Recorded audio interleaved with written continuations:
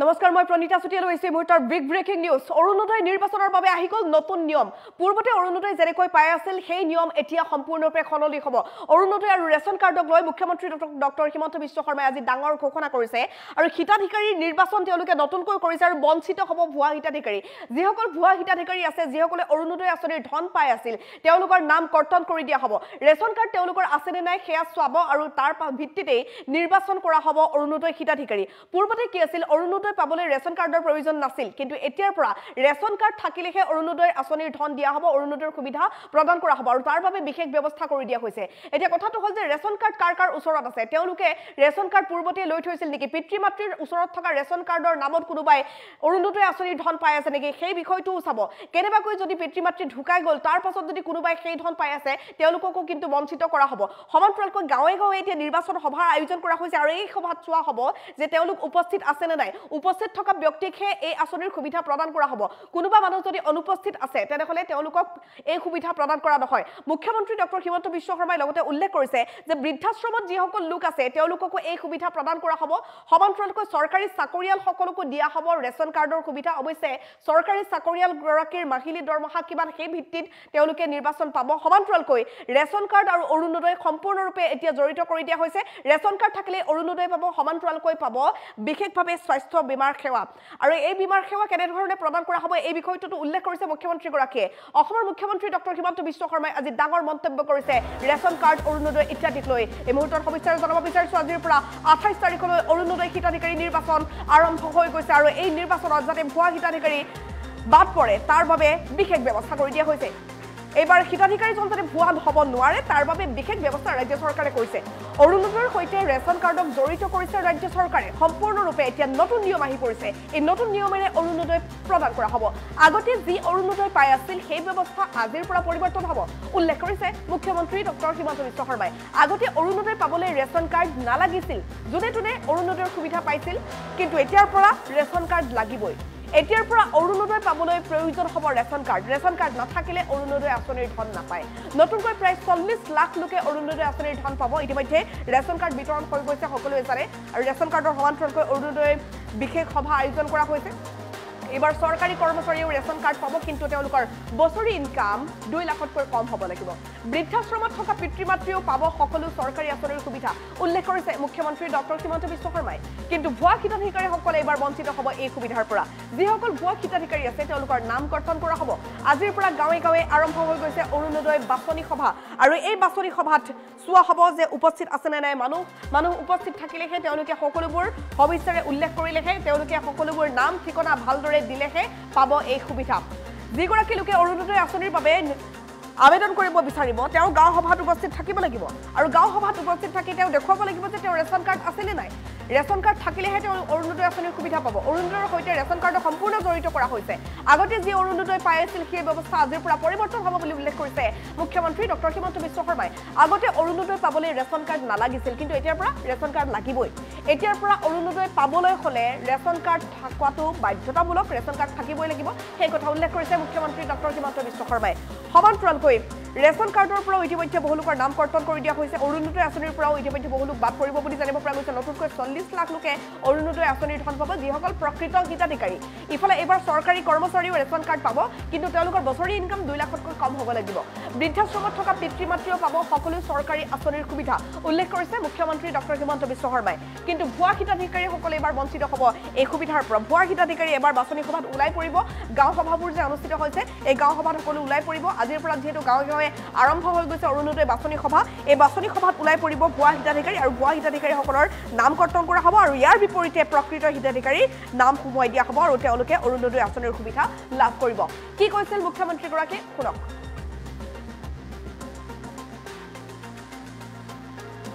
আৰু এটা মূল উদ্দেশ্য হ'ল যে আজিৰ পৰা 28 তাৰিখলৈকে অসমত অৰুণোদয় হিতাধিকাৰী আমি নিৰ্বাচন কৰিম এইবাৰ অৰুণোদয় হিতাধিকাৰীজন যাতে ভুৱা হ'ব নোৱাৰে তাৰ বাবে অৰুণোদয়ক আমি ৰেচন কাৰ্ডৰ লগত জড়িত কৰিছো আজি এই 20 লাখ মানুহে ৰেচন কাৰ্ড পোৱাৰ বাবেই 15ৰ পৰা 28 তাৰিখলৈকে যি অৰুণোদয় হিতাধিকাৰী নিৰ্বাচনৰ বাবে গাঁও সভা অনুষ্ঠিত হ'ব, তাতেও আপোনালোকে নিজৰ নাম লিখুৱাব পাৰিব, আপোনালোকে নিজৰ নাম দিব পাৰিব। আগতে যি অৰুণোদয় পাই আছিলে, সেই অৰুণোদয়ৰ ব্যৱস্থা আজিৰ পৰা পৰিৱৰ্তন হ'ব। আগতে অৰুণোদয় পাবৰ কাৰণে ৰেচন কাৰ্ড নালাগিছিল। আজিৰ পৰা যি নতুন নিৰ্বাচন হৈ আছে, তাত অৰুণোদয় পাবৰ কাৰণে ৰেচন কাৰ্ডৰ প্ৰয়োজন হ'ব। আজি আপোনালোকে যি ৰেচন কাৰ্ড পাব, গাঁও সভাত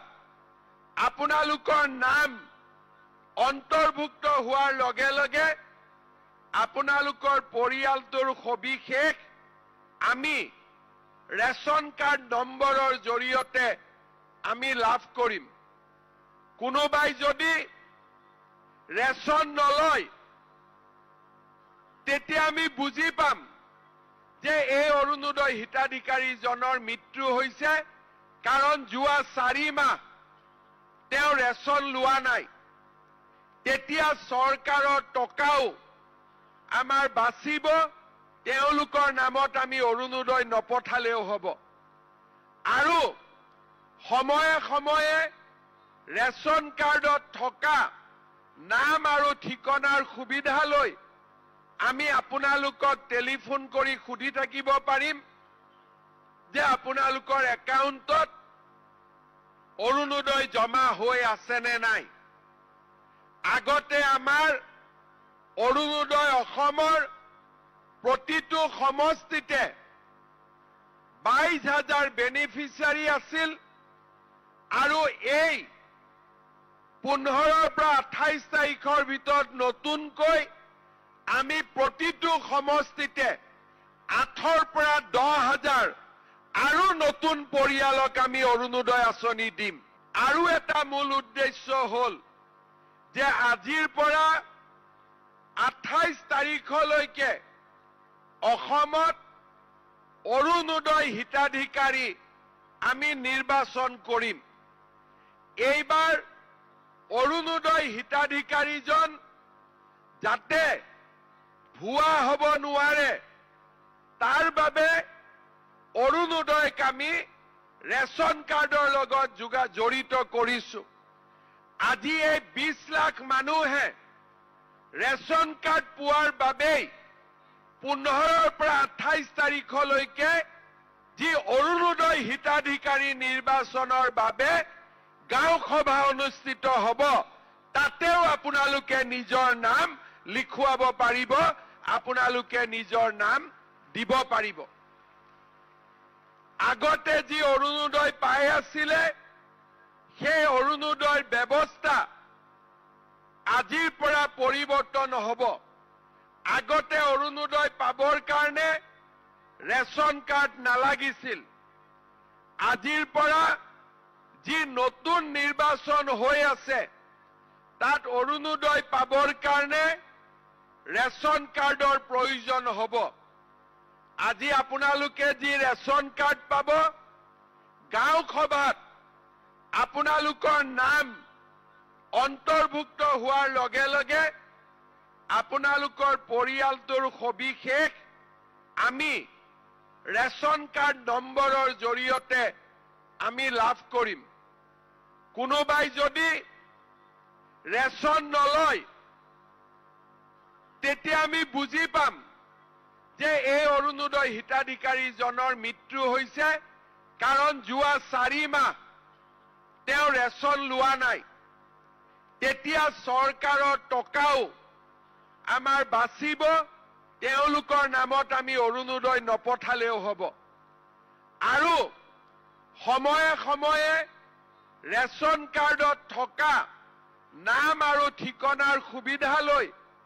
আমি আপোনালোকক টেলিফোন কৰি সুধি থাকিব পাৰিম যে আপোনালোকৰ একাউণ্টত অৰুণোদয় জমা হৈ আছে নে নাই। আগতে আমাৰ অৰুণোদয় অসমৰ প্ৰতিটো সমষ্টিতে 22,000 বেনিফিচিয়াৰী আছিল আৰু এই 15 পৰা 28 তাৰিখৰ ভিতৰত নতুনকৈ আমি প্ৰতিটো সমষ্টিতে 8 পৰা 10,000 আৰু নতুন পৰিয়ালক আমি অৰুণোদয় আঁচনি দিম।